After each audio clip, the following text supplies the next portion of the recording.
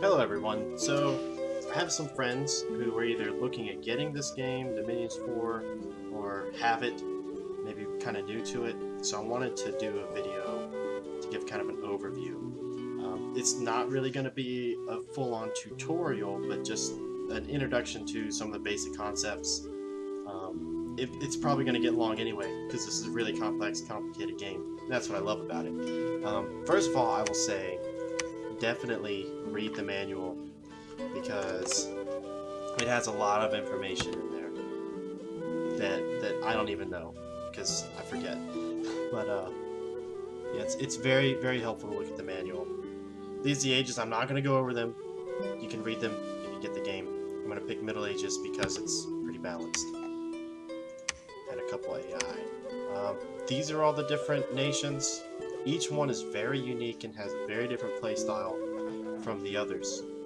I am going to pick Pythium because I should be able to demonstrate some of the finer things. You can see the little history here and a basic overview. They've got Legionnaires, Gladiators, Hydras, Serpent Cataphracts. Their magic is primarily astral. They've got some air, water, and fire, and they've got powerful priests. So first we're going to make our Pretender. And this is one of the most important things you're going to do. First you want to select your physical form. And there are lots. And some of them are unique to specific nations. Some of them are unique to a certain number of nations. Basically, there are, I guess, 3 primary types of Pretender that you would go for, which is either a combatant, a super combatant, which is typically going to be like a dragon, like this, or maybe the snake, I don't know. Basically, something that, when it comes out, it's going to be able to take on armies, like, by itself, or almost by itself. And so you want something strong, typically powerful in a couple paths of magic. Next, you've got a utility Pretender, which is what I'm going to build, so we'll go over that in a second. And you've got a Bless, secondary utility. So, for example, one of these fountains, which are relatively cheap. You can see the stats here. They're pretty strong. It's hard to kill them. Magic Path is not terrible. And what you would do with these is you'd have really high magic paths in 1 or 2 paths, and so when you bless your holy troops, they'll get extra effects. And these guys, basically, you're just picking them because they're really cheap. You can get your Dominion up to where you want it to be. But we're going to do the utility Pretender, who is going to have decent paths magic in most of the different paths. And he's going to primarily go around site searching, creating items, things like that. Let me just find a decent one. So I think this guy's unique to Pythium. I didn't see him. But we're going to be the Great Sage. I like him. If you look at his stats, you can see he's an aspiring researcher, so he's going to give everyone in the province with him extra research. He's really good at researching himself. Not very powerful. Normal hit points, no protection. He's not really amazing. The main thing that we want him for is because of the research, and magic path costs 10. So now we'll give him some magic, and I'm making a rainbow mage, so I want him to have at least 2 in everything. But I'm also going to supplement the paths that are part of his nation a little bit more. Now, basically, when you search for sites, the stronger you are in a particular path of magic gives you more chance of finding a site or a more powerful site. And some guy on the Desura forums did some research into this and basically found that the largest number of sites that you're going to find is between levels 1 and 2. So, searching with 2 is better than searching with nothing, basically. But you're kind of going to get diminishing returns the higher you go. So I'm just going to leave these at 2. I'll accept Blood Magic, which I don't really care for. Not with this guy, at least.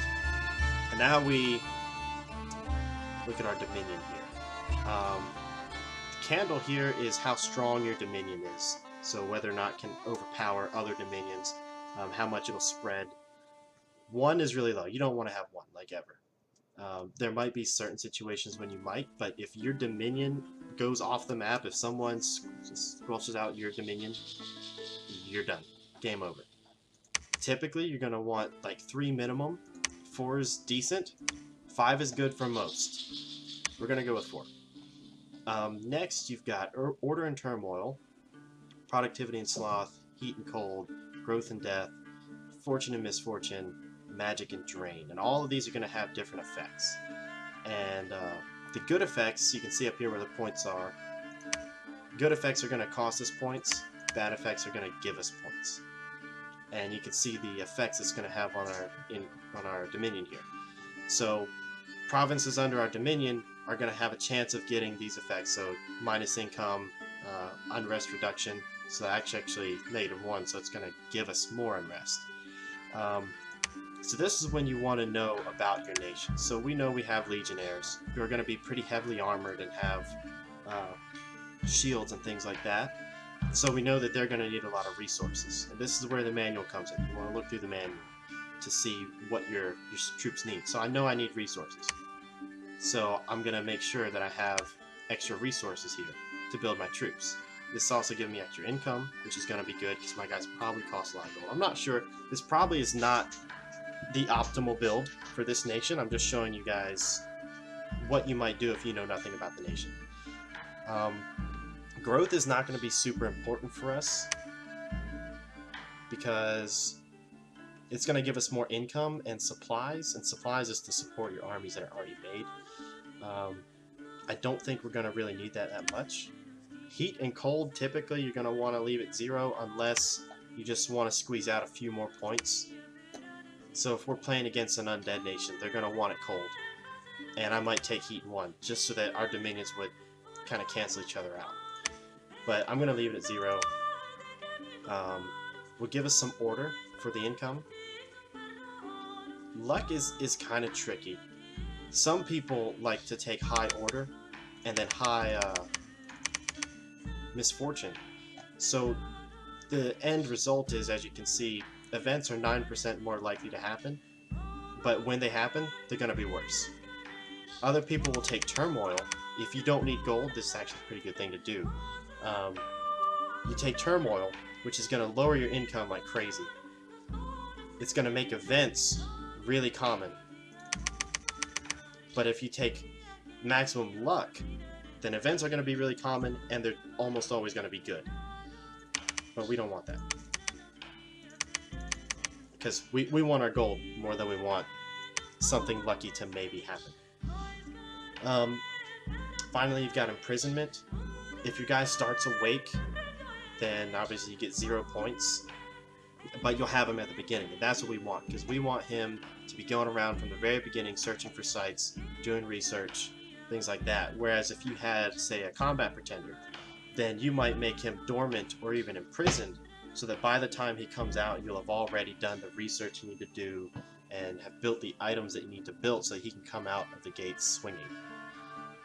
So that's pretty good for our guy. Like I said, this isn't necessarily the optimal build. I'm just trying to demonstrate some of the considerations you need to put into creating your pretender. We're gonna name him Bob. All praise Bob. Here's some of the game settings. I'm gonna leave everything like it is, because I feel like the game is... balance is a tricky thing in this game especially. So we're just gonna leave things like that. I will say, guides are very nice to look at and give you an idea of a nation and what other people have done successfully, but they are by no means, you know, a be-all, end-all. You gotta take it all with a grain of salt, because, you know, Dominions 4 especially, it's a new game, so people don't really know exactly how to play it and what balances have been made and how that affects gameplay. So this is the map screen. Just going over the interface real quick. Up here is the province that we've currently selected. Your population, your income, Your supplies, which, like I said, the supplies are going to feed your troops who you've built. And that's important. Unrest, once this gets too high, 100 or more, you won't be able to recruit troops. It's also going to lower your income, and they might revolt and try and kill you. Resources is how much you spend it on, like, your troops' equipment, basically. And that refreshes every turn. This is how much supply we're using. It's how many unburied corpses are there. That's mostly for necromancy.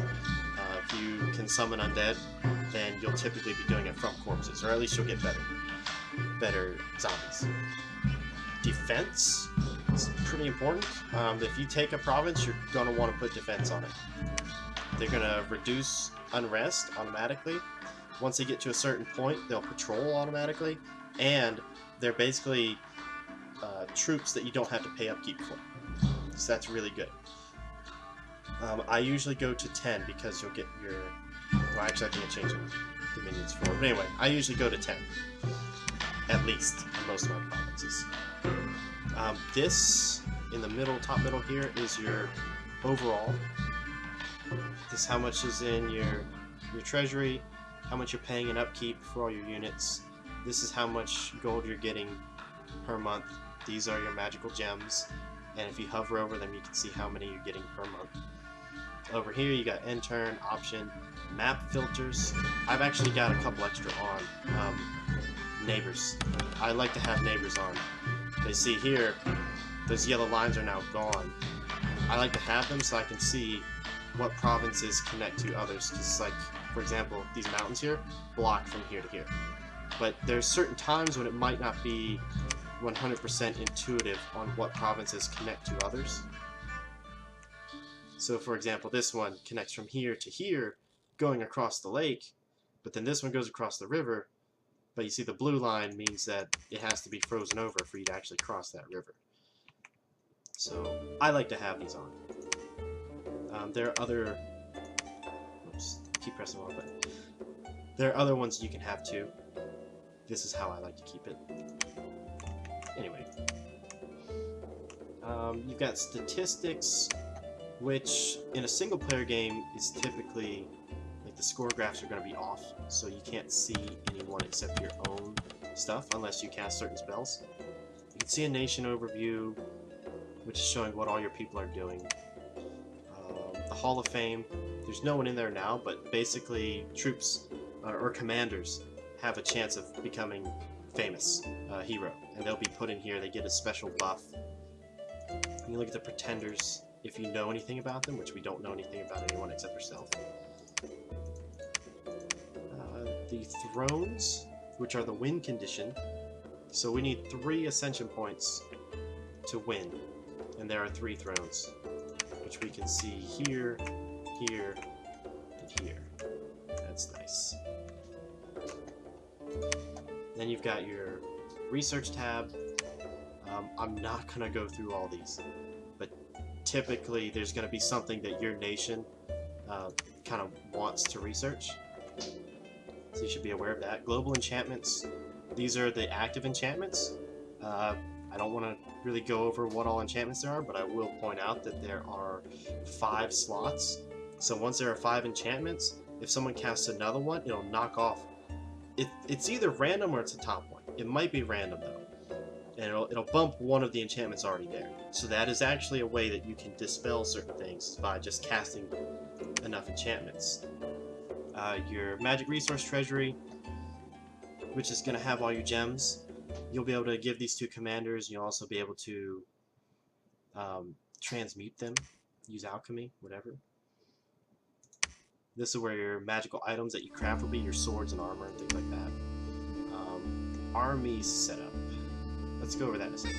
Mercenaries, pretty useful, especially early game. You can hire mercenaries, and they're just an army that'll be there for a certain number of months. But first, what we're going to do, and this is typically what you want to do in your game, is set your profit. It's often going to be one of the first things you want to do. So some people like to make it their scout with stealthy, see here, because your Dominion will spread from him automatically. So some people like to make it their scout and then just send him out spreading around their Dominions stealthily. Let's see what kind of... There's something to note is that what'll happen is it'll make their holy, their I'll show you. The priest level. It'll either increase it to 3 or by 1, whichever gives them more. So if I were to make my scout, he would be a level 3 priest. But if I recruit one of these guys, he's already 3. So it's going to give him 1 more. So we'll have a level 4 priest. And I think that's what I want to do. So I'm going to go ahead and say recruit one of these guys. First, we'll send my scout towards the throne, because I want to see what throne that is and if anybody's over here in this area. I feel like there probably is. We're going to tell our pretender here, so now you can see all of the stats.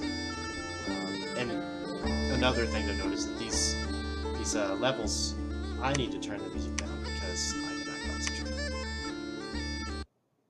Okay, sorry. Anyway, these levels of magic here will give them various effects. So his hit points are actually a little bit higher. Well, no, that's the Dominion bonus.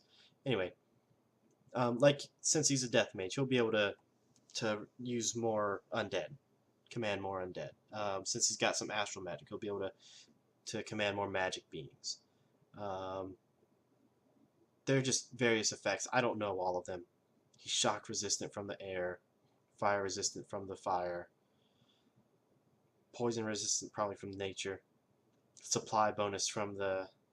No, supply bonus from nature. This is probably something else. Anyway, so we can see that he has a 55 research ability, which is a lot. So we're going to tell him to research, and now we're going to look at our research. I forget exactly what it is that we want with these guys. These are all the spells that you'll learn eventually, and pretty much everyone has certain spells. Like this one is blue, Pride of Lions. This is a unique spell to our nation.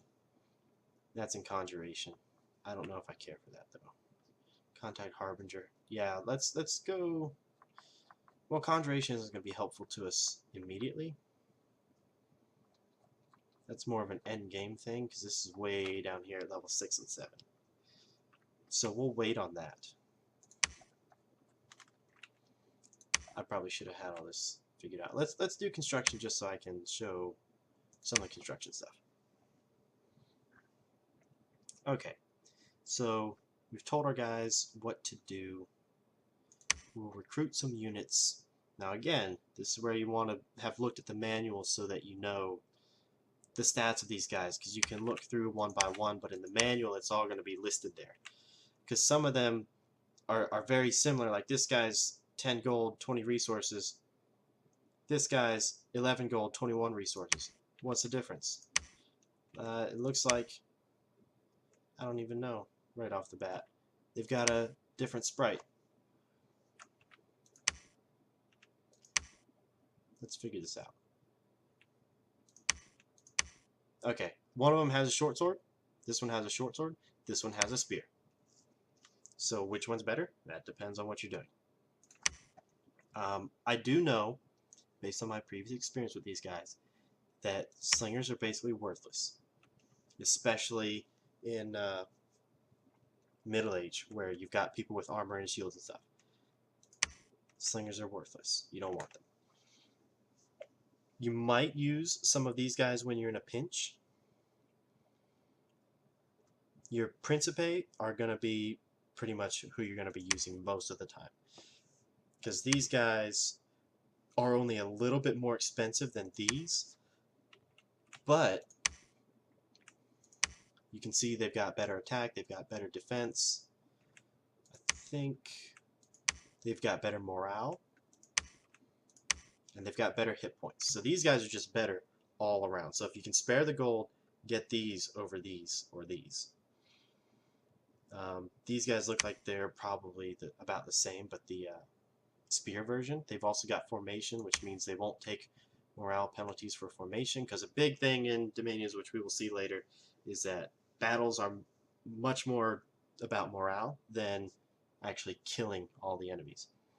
Emerald Guards here are good. They've got really good stats, but they're really expensive. As you can see, they're like almost twice as much as the others, but they're not that much better. So we're not going to get them. Standard guys, standard bearers, I guess, they're pretty good because they give morale boost. So if you put some of these guys who don't have formation fighter in a formation, standard bearer is going to help. These guys are gladiators, and they'll fight for one fight and then leave. But the thing is, they're really cheap. But what we're going to do is we're going to use Hydras, because Hydras are pretty awesome in the beginning. See if I can find it. Yeah, upkeep 28 a year. So these guys have pretty high upkeep compared to these guys. See, they're almost double. So we are gonna get some of these. Are we? Will it let me? Oh, I don't have enough gold. Great. Okay, that's fine. That is perfectly fine. We are instead gonna do the thing I said not to do and hire some of these. One of those guys. You may have noticed I'm not attacking with him because we don't actually see any of these provinces yet. We know they're there. We know they're independent. We know that these two have my dominion, but there are armies here. We just don't see them yet. So we will see them next turn, which is going to happen right now. Our research is completed.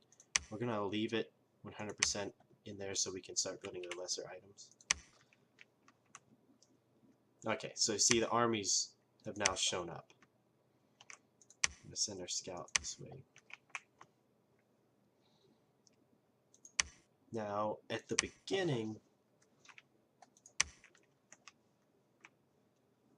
kind of what I look for is where I'm going to build my next castle and try to go in that direction, because you want to start building your castle before turn 12, which is 1 year.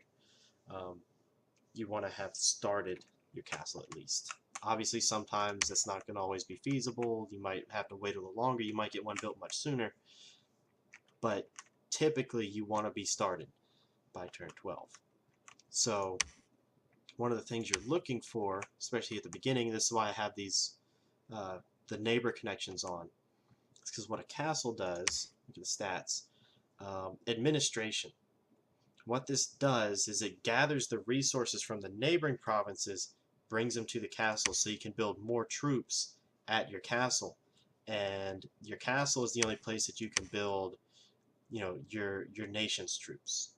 The other places are just going to have the independent units, like generic militias and light infantries and things like that. So the more connections that a province has, then the more provinces it can bring resources from. So you'll be able to build more troops there.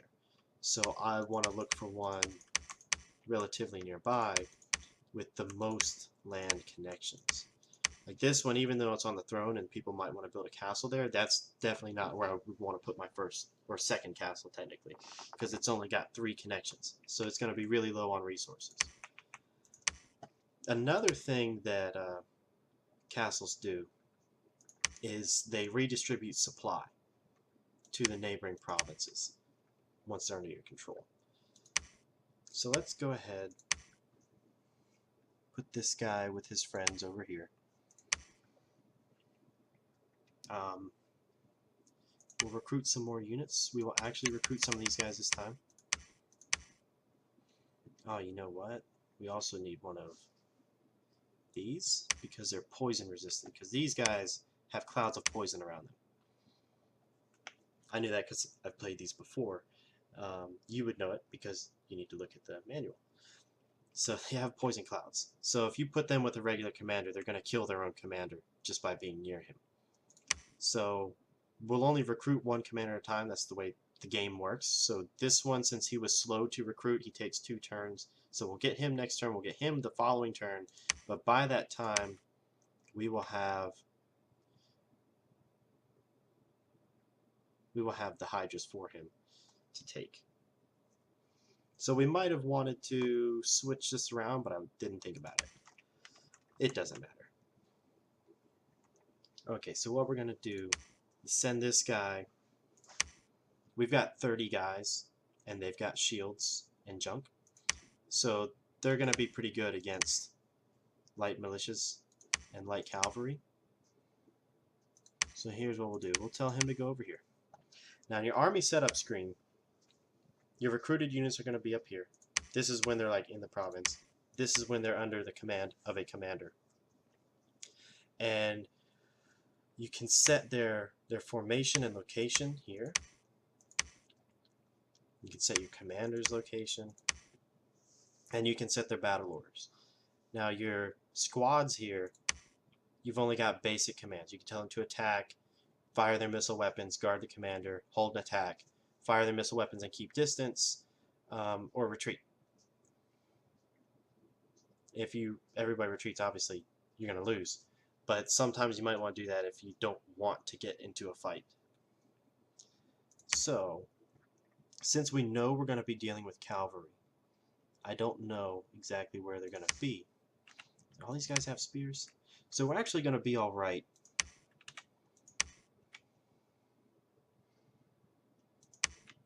Yeah, both these guys have javelins, both of them have spears.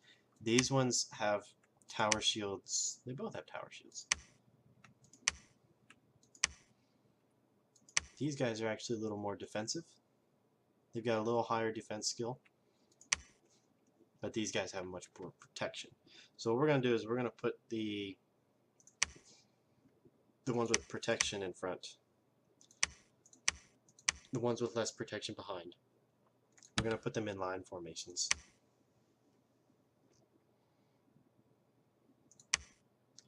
Line formation.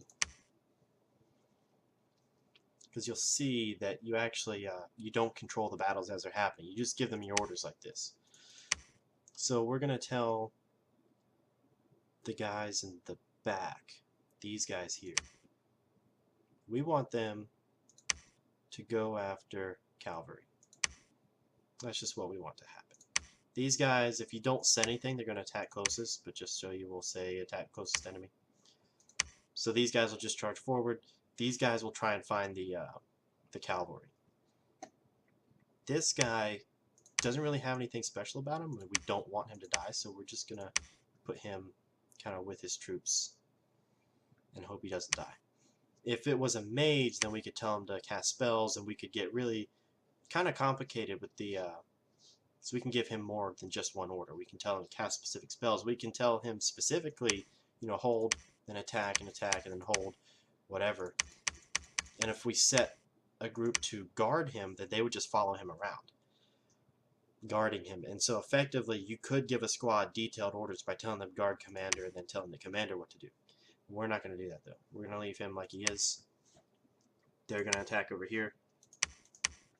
We've got some research going on. Let's end the turn. There's a battle. Now this is really important. Personally, I like to watch the battles first and then look at the overview. But definitely, no matter what, watch your battles.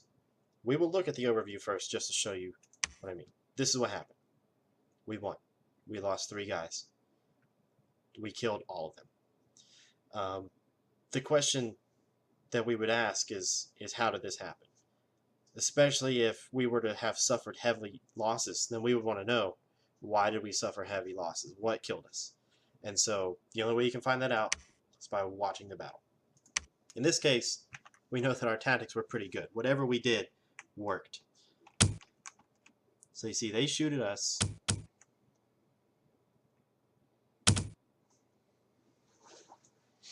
The arrows aren't doing anything. If they were, then you would see little red numbers be popping up. But since they've got shields and protection, the arrows are doing nothing against them.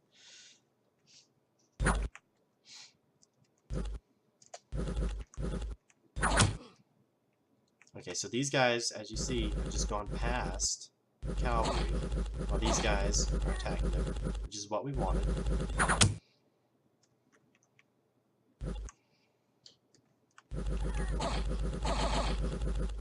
Yeah, we're just killing the guys. A lot. Just skipping the army. The turns a little bit here. You see they got routed. That was good. So our tactics there were good. And you might have to change these up. That's why I picked these guys, so that, you know, we'll have to change them around a little bit. Show some different strategies. My other favorite nation is Abyssia. And with those guys, they've basically got heavy troops and heavy troops and heavy troops with shields. So their tactics, they don't have tactics. I don't have to go in here and set up and say, oh, well, you guys attack the cavalry and you guys do this because you've got different. No. They're basically just the same guys with heavy weapons. They either have an axe or a mace. Go and smash stuff. And that's their tactics. So that's why I picked these guys, so we could show a little bit more. We're going to have our scout go to the throne because we want to see how many people's on the throne. I think it's just, yeah, we didn't change anything, so that should be level 1. Now you see, this is one that, with this connection here, I might not have known that it went. These guys could have gone there. But now I do. And considering how well we did against the cavalry last time, we're going to tell them to go there. Now, this is what I was talking about. Remember, up your defense. So at 10 is when they get the unrest reduction. And now we can see, when we go to recruit units, basically the only units available are the ones who we just fought. So if we build a fort here, then we can get our unique units. But if we don't, we only get these guys. And also, our defense is only going to be the regular guys available in that province. They've also got commanders. Sometimes there'll be unique commanders and unique units that you can only get in these provinces. But this one's not all that special. So we're not doing anything with that. I will point out, though, you don't want 2 castles next to each other, because especially in this case, see, this one would be pulling resources from up here and over here.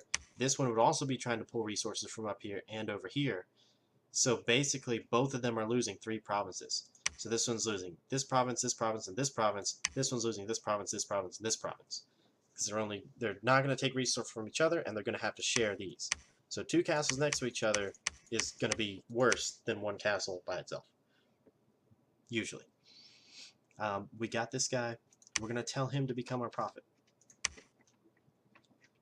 We're going to tell Bob to come over here, because what we want him to be doing is searching for magic sites, as I've said. Now we've got our beast trainer, whose leadership is 10. He can control 10 guys. And we have exactly 10 Hydras. So that's all we're going to recruit for Hydras, unless we recruit another one. No, but we don't have enough. Okay. So we're going to instead recruit some Principes. Now you see, my resources are already getting to me. I can only recruit 4 of these guys. Now, once I get more provinces, I'll have more resources to pull from. But for now, I only get 4 guys. And that's why we wanted our Dominion, like I said, to give us that resource boost. Obviously, like I said, that's going to be different for different nations. So there's not a whole lot we can do. So little resources. We can make one of these guys, just for fun. So hopefully what we'll do is we'll bring this guy down here. He'll fight there. He'll come back up here, get some more troops, and then continue around. Because especially right now, my main priority is getting my castle more resources. So even if there were weaker provinces going all along this way that I could take one every turn, it's going to be more important for me to get the resources here, both to protect my castle and to get more actual resources to recruit troops. So I think that's about all we can do. There's a nifty shortcut. N and J will cycle to your idle commanders. So if any of them have just defend on them, it'll cycle to them. It's pretty important to do. You're probably hear my cat roaming around my desk. Go away, cat. Okay, so we'll end the turn. And again, we had a battle. But in this case, we're going to watch it first. Because I like the suspense. I like to be surprised. I like to see what happens. So they've got a priest in this battle. I'm not worried at all. Now looks like they might be getting in some good hits on our... Oh, all those just missed. Sometimes it's a little hard to see and to understand exactly what's going on. See, these guys are running away already. Yeah, we've definitely won this battle. I don't know how many guys we lost, but we definitely won. We lost 4 guys. Not terrible. Okay, so they're just a bunch of prophets. Cool. Okay, now our prophet, as you can see, is level 4. Let me show you. If we tell him his battle orders, we can tell him the new things that you didn't see on the other guy. Hold or cast a spell. So sometimes, for some reason, they might not be able to cast a spell for some reason. So you can tell him to either hold or cast that spell. Or you can tell him just cast a specific spell. And all the spells that he knows will be here. Even ones that he's not necessarily able to cast. So this is why we made him level 4. Because the only way to get level 4 is through special items and making someone a prophet. So he has access to some extra spells. Some holy spells. So like this one, Sermon of Courage. It affects an area, which is actually pretty small, affects some people in that area and increases their morale, which, like I said, morale is more important than, you know, having a lot of troops. I've had battles where I took my pretender and just gave him a whole bunch of fear, like made him really scary looking, and everyone just ran away from him straight off the bat. Stop it, cat.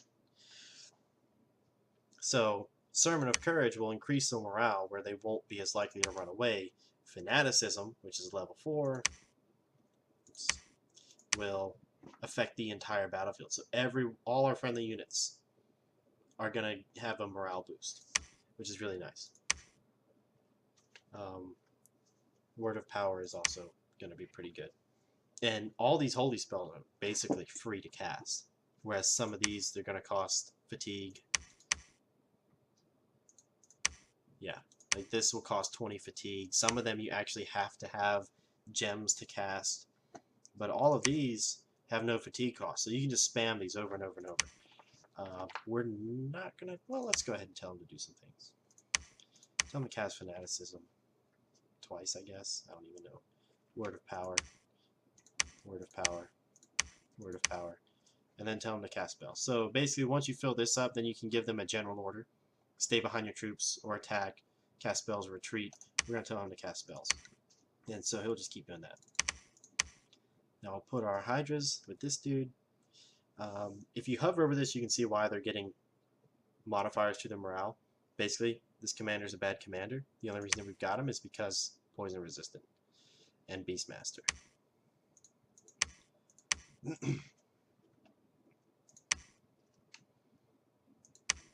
So, put these guys closer to the front. And we're going to go attack here with them.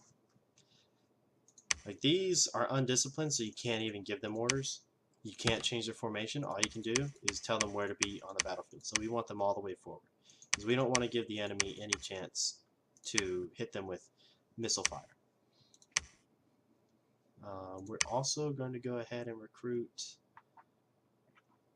some more mages to do research and things, and some principes, and one of these guys. Okay, we've still got 20 guys. I'm not really comfortable going up against a larger army, so we'll send him back here to get more troops. Like I said, now that Bob is here, we're going to search for magic sites. I'm going to bump up the defense before we forget. And we're going to end the turn. There was a battle. Let's see this battle. I'm pretty sure we're just going to slaughter them because of the poison cloud.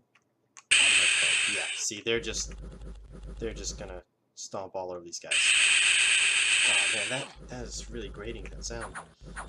Hopefully they don't kill the commander. That would be unfortunate. But see, these guys have regeneration somewhere. Yeah, regeneration. So they're gonna gain their health back. And they've got that poison cloud. So these guys are taking damage just for being here. Oh, that's terrible. I like that sometimes you can see, like, this one had its head cut off. But it'll actually, it has a chance to regrow eventually.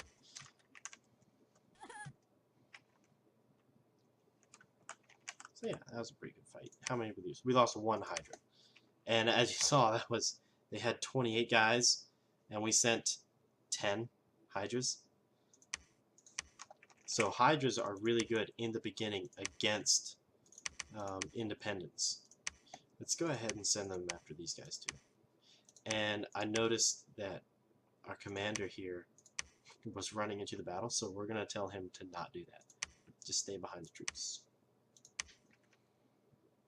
Okay, now up here, see these things. This shows what level mage searched and in what paths. We didn't find any special areas. They would appear down here. We would have gotten a message about it too. So no sites were found, which is unfortunate. So we're going to send him over here now to search for sites there. We know we've already got the Shambler Reef, which is actually pretty good, because if we can get a commander who can go underwater, then we can get our feet wet. Okay, so I'm going to tell this guy, he's going to start researching, so we can build items, like demonstrate that a little bit.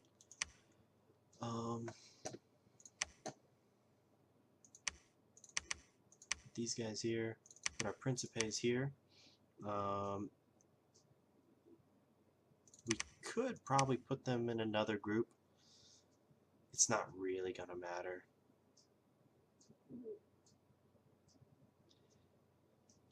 Because if you put too many, then you'll get a penalty to your morale for having too many squads.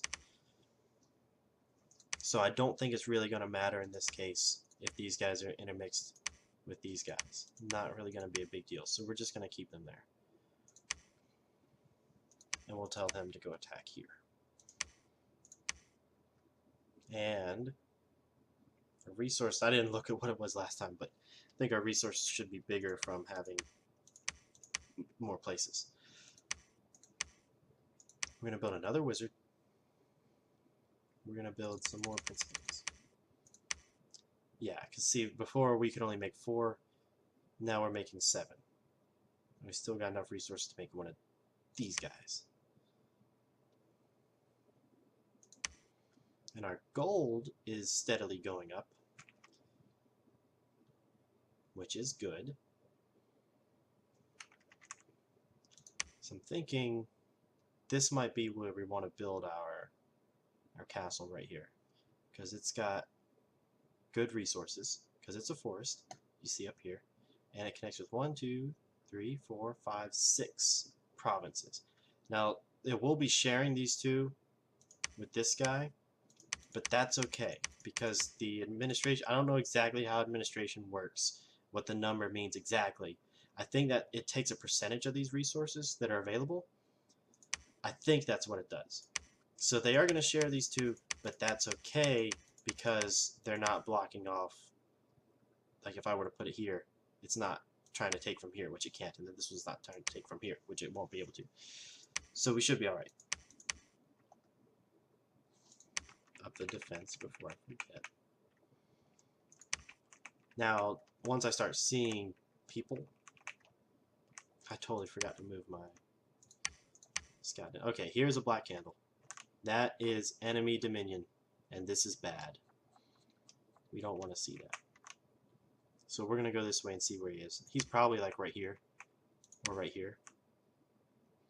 If we're unlucky, he'll be like right here.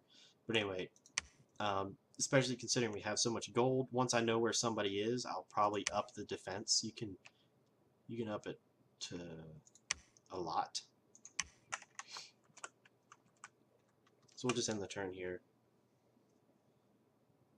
See what happens. Okay, this one, I forget what it was. Okay, this was our troops. We'll get to see our Principes in action with their 2-frame animation.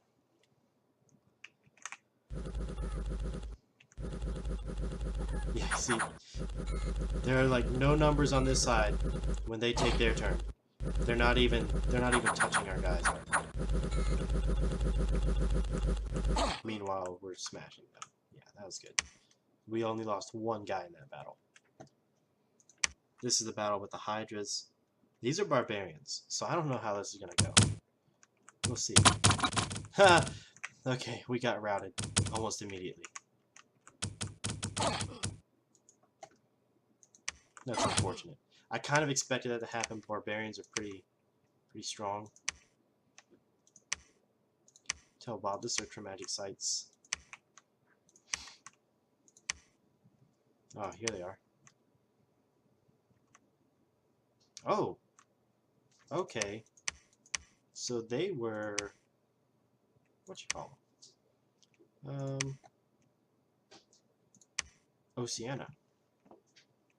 So they're mermaid mans. Okay. So I'm not too worried about that then. I mean, of course, we want to keep an eye on this. But I'm not very worried about it.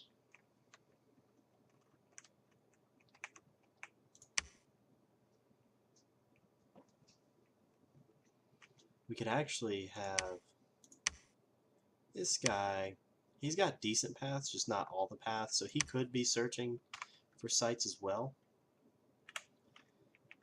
Doesn't really matter.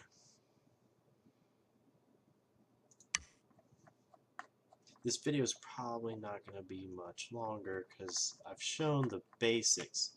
I just want to, once we get this next level of just construction, be able to show some of the stuff you can build. So we'll send this guy over here. Go take that. And then we will be getting all the resources that we can get in this province. We're going to want to build another commander.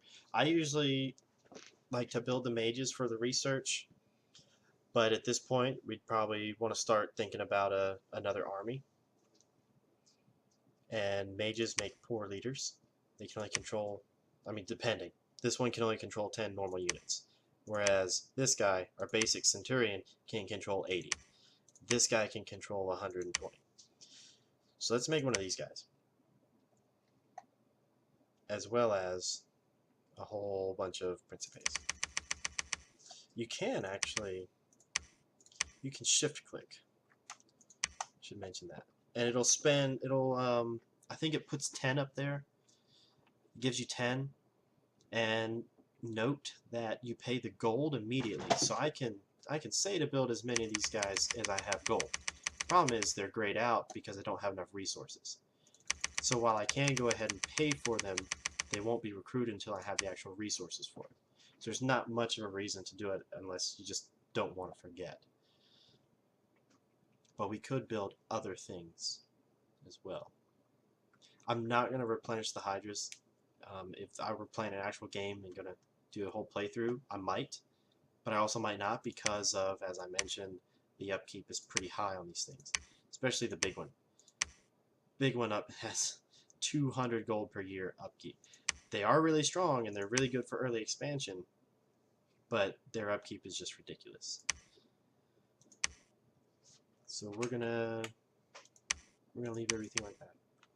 I was hoping I'd find a magic site. Okay, we found a magic site. That's good. Let's watch this battle.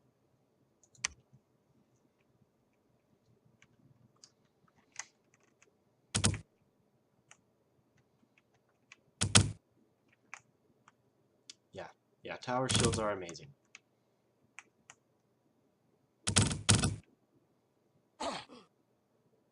They actually got a decent hit on one of our guys. Yeah, they didn't stand a chance. We lost only 3 guys. Now this, you'll notice from these flags here, we're not involved in this battle. We saw it happen because our spy is there. So it looks like what he's doing is he's just going straight for this throne, which means we are going to want to be close. Oh, that's something I should have mentioned. When you look at your guys' stats here, move. First number is how far they can move on the map. Second is how many action points they have. For when you're actually in the battle. So as long as everyone in a particular army under a particular commander has at least the same move, like whoever has the lowest, that's how far they can move within their own territory and through terrain that they can move through. So these are no any special terrain types, but these are forest, so it hinders movement. So it would take 2 movement to walk through here. I mean, obviously you can't go negative, so one guy could still go from here to here, but the only difference is that he's not going to be able to go through it unless he's got either 4 survival or higher movement than 2. And also you can only move more than 2 in your own territory, so I can't skip over, say, these guys and go to here. Can't do that. But within our own territory and without any special terrain restrictions, these guys can move too. So that's what they're going to do. And we'll attack here next. Actually, they wouldn't even necessarily have to move to. They can just move here, and that might give them more action points to deal with. Okay, anyway, point is, we'll attack here next. Hopefully they'll still be weak, and then we'll be one step closer to maybe attacking these guys. Because they go straight for this, they might just die when they get there. And if they do take it, they'll probably be weak, which means we can just come up behind them, take it ourselves. Okay, so we can watch that battle if we want to. This is also a pretty good thing to do, so you can see what their tactics are.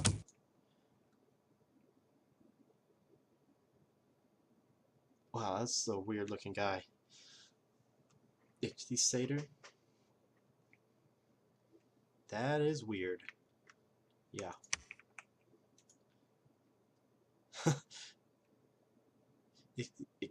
Ichthyosaur. Yeah, I actually have not seen these guys before. Okay, so we can see clearly here that they've got cavalry in the north. It's an important thing to note that they're at the top. So if we want to fight against this army or a similar army, then we're going to want to put somebody with spears in the north to attack the cavalry. And we can see what they're doing here. It looks like they're attacking the rear. So this actually did give us some pretty good information. Because we know that they've got cavalry, we know they're in the north.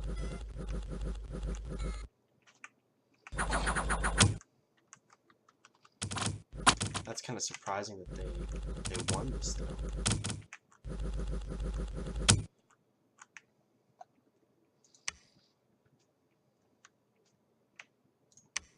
But now we know.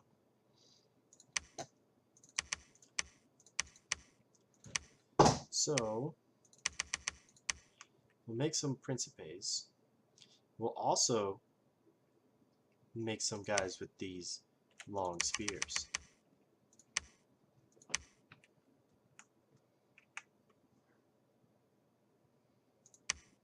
And I probably should have mentioned this earlier, but these are the different actions you can give to somebody.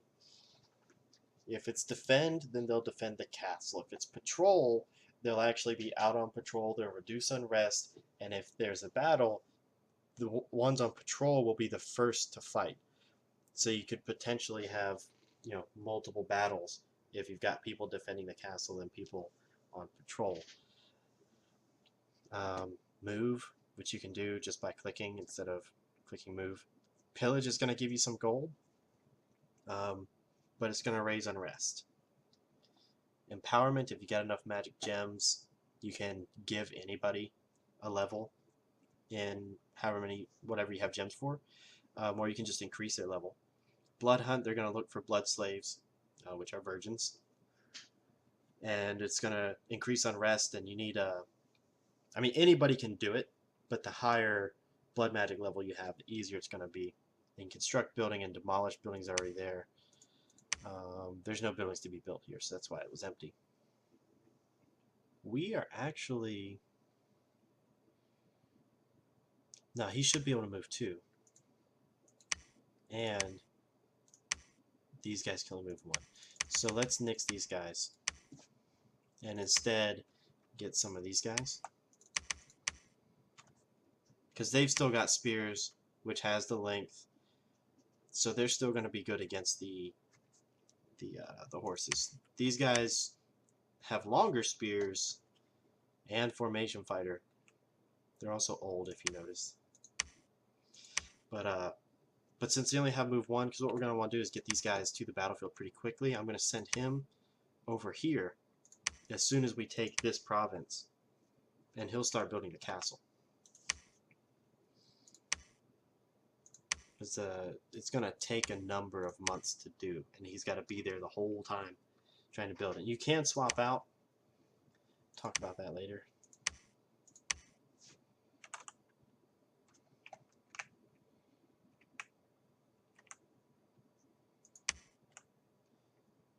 Now our scout, you can see, gives us a report, and these are estimates. So it's about 40 units. It could be 30, it could be 25, it could be 60. I don't know. It's somewhere around 40.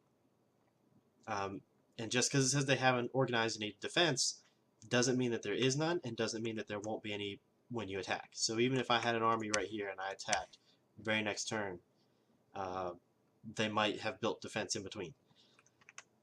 So don't let that fool you. I'll actually send him up here.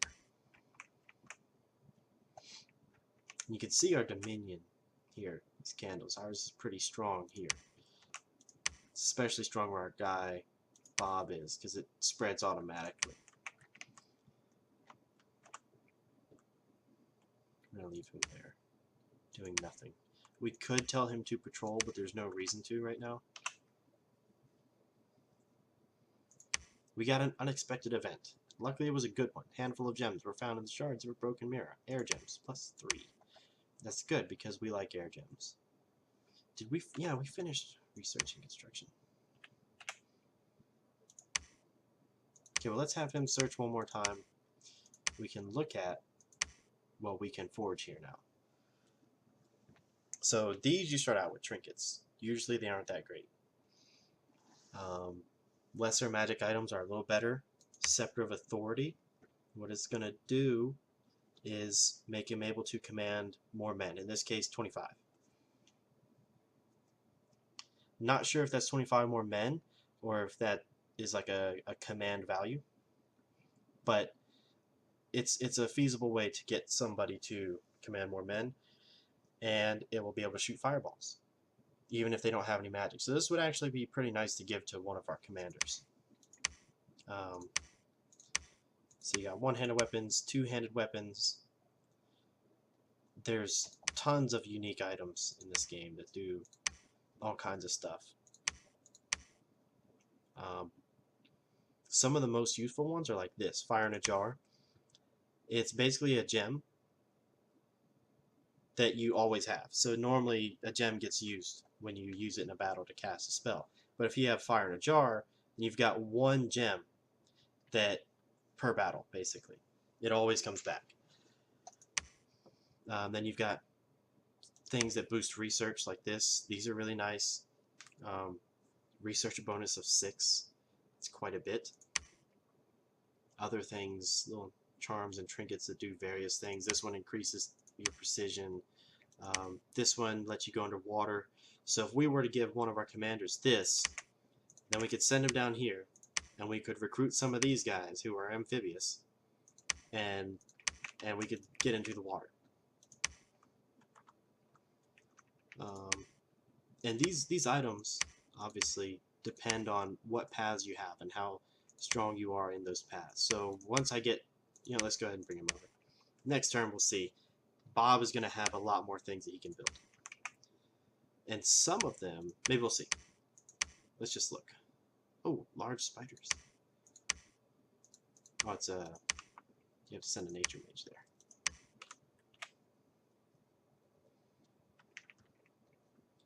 Okay, so let's send these guys here. Okay, so theirs really started. There's their home base.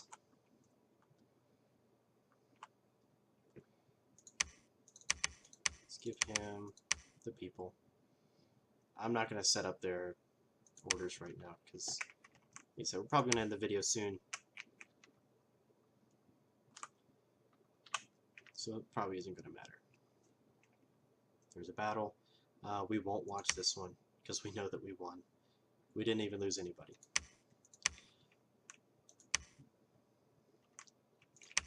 Increase the defense. Move them down here. Oh, he's got a wound. He's diseased. That's really bad. Never heals. They lose 1/10 of HP each month. Get additional affliction. Basically, he's going to die from this unless he can somehow get rid of it through magic. This is the buff I was talking about, heroic ability. He gets some better stats. He can lead more men, and he enters the Hall of Fame. So there he is right there. Augustus. Right? Yeah, Augustus. Somehow this guy who died, right? Yeah, he's dead. He got in the Hall of Fame. Don't ask me how.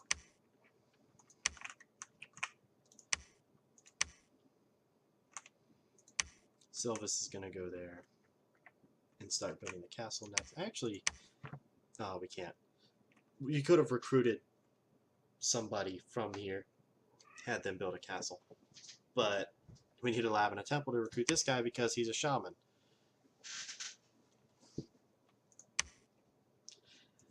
Now, any mage can build a lab, and any priest can build a temple. Can't really show that right now. But if we were to do that, then we could recruit this guy, and that's how you get people in other paths that you don't have. Sometimes will be these independent commanders. So he has a chance of having air magic. But he's definitely going to show up with one nature. Keep going, cat.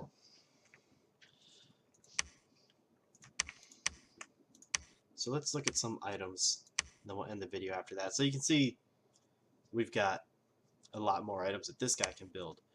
Let's see if we can find some special ones. This one increases fear. It's one of the things I was talking about. So if you've got high enough fear and they have low enough morale, your enemies might just run away from you without even raising their swords. All of these things do different things. Robe of missile protection does what it sounds like. Shambler skin armor. You remember these guys here called Shamblers? This is a armor apparently made from their skin. So it gives you some protection, but also the ability to breathe underwater. So that's another way you can get underwater. Boots. Not the boots I'm looking for. Clam of Pearls. This one's very nice to have. This is an Astral Pearl, just like the Fire in a Jar, but it's for Astral Pearls instead. Cauldron of Broth is another one that I like. It gives you a supply bonus. So you can actually use these, and I've done this before, to wait out sieges. We haven't seen a siege, and I don't think I'm going to make you guys sit through all these turns until we get to one. But what a siege will do is it reduces your supply by a certain amount, I think half, every turn. And so your people will eventually start starving. Even if they don't bust down the gates and try to kill all your guys, they'll eventually start starving and get disease. But if you have a nature mage in there and a lab, then you can just start making enormous cauldrons of broth, and you can wait out a siege indefinitely. Unless they tear down your walls, which is not a good thing. Unfortunately, we don't have any of the items that boost your magic paths. They might be the next level up. They probably are, but there are certain items that will boost your path in your level in a certain path. So for instance, I cannot make a cauldron of broth because we need to be nature level 3. My guy is only nature level 2. But I'm pretty sure that 2 is enough to make an item that's probably in the next tier of items that will let you, it'll upgrade your nature by 1. So then he would be able to make the enormous cauldron of broth. And so that is an important thing that you also want to take into consideration when you're building your pretender in the beginning, is that there are certain creatures that you can summon, like the Naiad, who is a woman who has water and nature magic. And so if you've got just barely enough, like if you've just got 1 nature and 3 water, then you can summon the Naiad, and she will have, I'm pretty sure, I forget exactly how much it is. It's in the manual. Read the manual. But the point is, she will have more nature. So with a nature 1 guy and water 3, you could summon a Naiad, and then she will have more nature magic, and then you can give her an item, or have her make the item, and then give it to herself, that will boost her nature. And then she will be able to summon the next thing, Ivy King. Ivy King has even more nature magic. See, he requires a level 4, so she's probably like level 3. But anyway, you see what I'm saying here. So that's how you get the higher levels of magic, and that's how you end up casting these end game things that require the really high levels. It's by creating the items and summoning things and giving them those items and having them summon more powerful things. So that is something that you want to be aware of. I think that's it for this video. If you have any questions, you leave a comment, or if you're one of my friends, you can just ask me, in person. But that's about it for the basics. I hope you learned something from this video.